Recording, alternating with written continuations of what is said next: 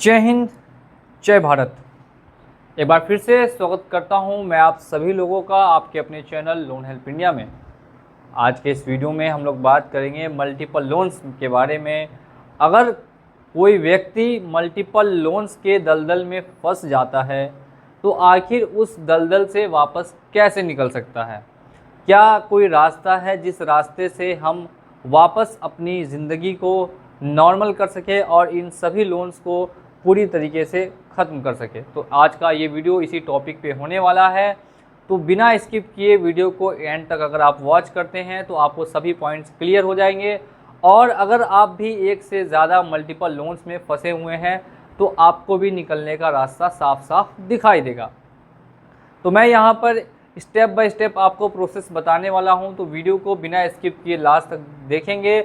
और अगर आप चैनल पे पहली बार आए हैं तो चैनल को सब्सक्राइब करके बेल आइकन को प्रेस कर लेंगे। सबसे पहली बात करते हैं कि आखिर लोग मल्टीपल लोन में कैसे फंसते हैं।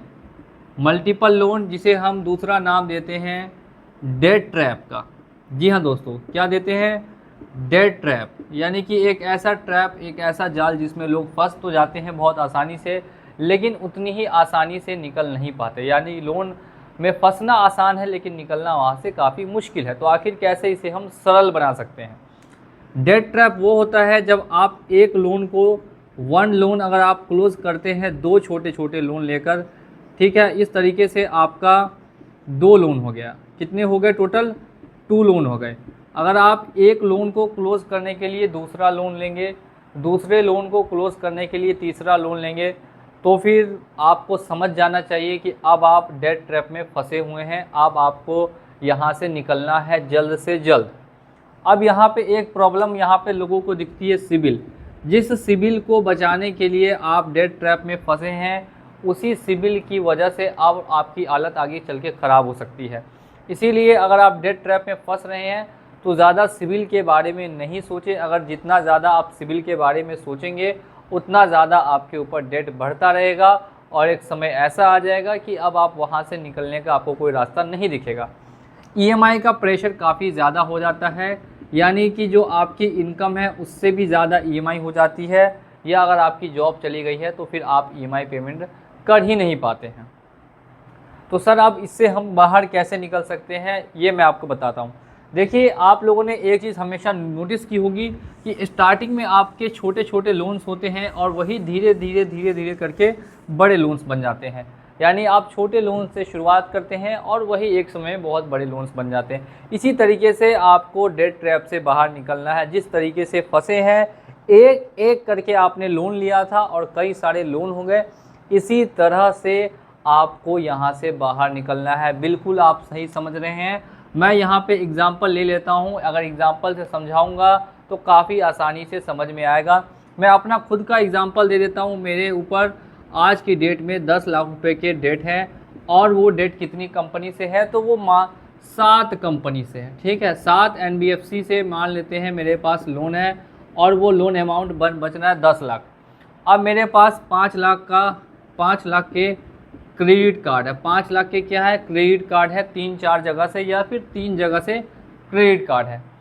और मेरे ऊपर 2 लाख रुपए का, ठीक है, 2 लाख रुपए का पर्सनल लोन है बैंक से। 2 लाख रुपए का पर्सनल लोन है बैंक से। तो टोटल मेरे ऊपर जो अभी फ़िलहाल अमाउंट है वो हम लोग यहाँ पे एज्यूम करेंगे 17 लाख रुपए मेरे ऊपर टोटल यहाँ पे डेट है। टोटल डेट यहाँ पे मैं कैलकुलेट करता हूँ तो निकल के आता है 17 लाख रुपए। अब इसमें जो मेरी ईएमआई जा रही है वो लगभग जा रही है 70 से 80 हज़ार रुपये पर मंथ। 70 से 80 हज़ार रुपये पर मंथ। और मेरी इनकम कितनी है? तो 35 to 40 के, यानी कि 35-40 हज़ार रुपये इनकम है। लेकिन जो ईएमआई का बर्डन है वो अब 70 से 80 हज़ार रुपये तक पहुंच चुका है। तो अब मुझे इससे अगर बाहर निकलना है तो मेरी जो पर्सनल स्ट्रेटजी क्या होगी, जो आप भी यूज़ करके आप निकल सकते हैं। तो देखिए, मेरे पास एक एक करके मैंने लोन्स लिए थे, धीरे धीरे करके टोटल 17 लाख का अमाउंट हो गया। अब मुझे इतना पता है कि इन सभी लोन को सेटलमेंट किया जा सकता है, और सेटलमेंट करने का जो अमाउंट रहेगा वो लगभग 4 लाख रुपए के आसपास रहेगा। जी हाँ, 17 लाख का अगर अमाउंट है तो 4 लाख होगा। इसी हिसाब से आप 25 से 30% तक का लेकर चल सकते हैं। या फिर 20% तक का भी सेटलमेंट का अमाउंट लेके चल सकते हैं। मैं हाईएस्ट अमाउंट अगर यहाँ रखूँगा तो 5 लाख रुपए रख लेता हूँ। 5 लाख रुपए तक में मेरा सारा लोन क्लियर हो सकता है, यानी कि सेटलमेंट हो सकता है। अब यहाँ पे आपको ध्यान क्या रखना है कि सभी को आपने डिफ़ॉल्ट कर दिया।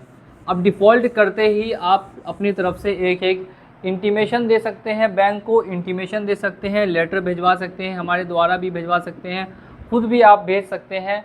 एक इंटीमेशन दे सकते हैं कि अभी आपका लोन ड्यू है, कुछ समय आपको लगेगा, और इसी बीच में जो रिकवरी का प्रोसेस है वो थोड़ा सा आपको हैंडल करना पड़ता है।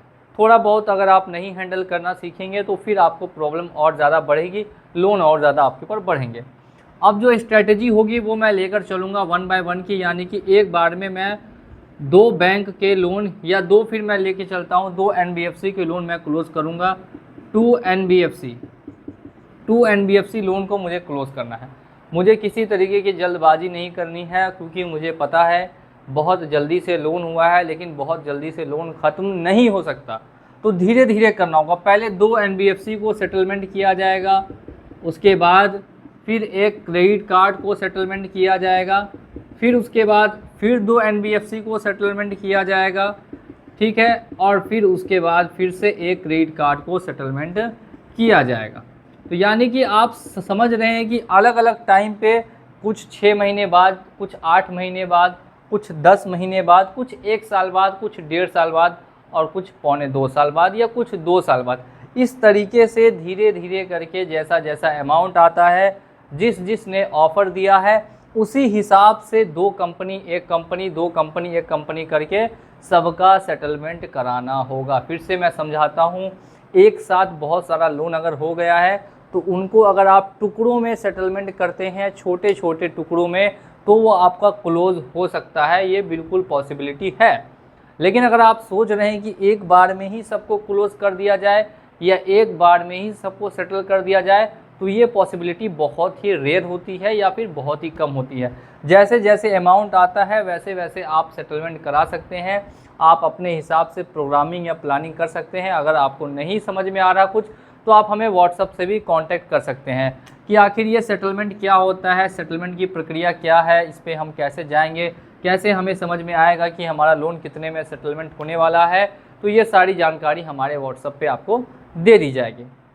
अब यहाँ आप जैसा कि देख पा रहे हैं कि एक एक करके अगर लोन क्लोज़ किया जाए तो लोन क्लोज़ होने की पॉसिबिलिटीज़ रहती हैं, और फिर फ्यूचर में आपके ऊपर लोन का बर्डन या फिर लोन कंपनी का किसी तरीके का आपके ऊपर दबाव नहीं बढ़ेगा, धीरे धीरे करके कम होगा। जैसे ही मानते हैं 10 कंपनी से लोन है, 2 कंपनी चली गई, 8 कंपनी बच गई। मानते हैं यहाँ पे टोटल 10 कंपनी से लोन था, 10C यानी कि 10 कंपनी से लोन था, 2 कंपनी गई, यहाँ 8 कंपनी बची, फिर 1 कंपनी गई, फिर 7 कंपनी बच गए, फिर 2 कंपनी गई, फिर 5 कंपनी बची, फिर इसके बाद 4। इसी तरीके से एक एक करके आप देख सकते हैं क्या हो रहा है यहाँ पे। तो एक एक करके कंपनी कम होती जा रही है और आपके ऊपर लोन का बर्डन भी कम हो रहा है। कुछ कंपनी ऐसी है जो लीगल जाने के चांसेस रहते हैं, उनका पहले क्लोज़ किया जाए। कुछ NBFC ऐसी है जिनका कोई लीगल का चांसेस नहीं होता, तो उनको 2-2.5 साल बाद क्लोज़ किया जाए। कुल अगर मैं मिला के आपको बताऊं तो क्या करना है कि आपको क्लोज़ सभी का कोशिश करना है कि सेटलमेंट करा दे। जिनका पॉसिबिलिटी हो सकता है वो आपके ऊपर डिपेंड करता है। बाकी रिकवरी एजेंट, कॉल्स, नोटिस, इन सब के लिए मैं फिर अलग से वीडियो ज़रूर लेकर आऊँगा। आज का ये वीडियो मस्त इस मुद्दे पे था कि अगर मल्टीपल लोन्स के ट्रैप में फंसते हैं तो उनसे कैसे निकलना है। जो मैंने आपको रास्ता दिखाया है उस रास्ते पे अगर आप चलेंगे तो एक दिन आपका भी लोन क्लोज़ हो जाएगा। इसी के साथ वीडियो को आप लोगों को लाइक करना होगा और साथ साथ में शेयर कर दीजिएगा। चलिए चलता हूँ आज के इस वीडियो में, मिलूंगा अगली वीडियो में बहुत ही जल्द। जय हिंद, जय भारत।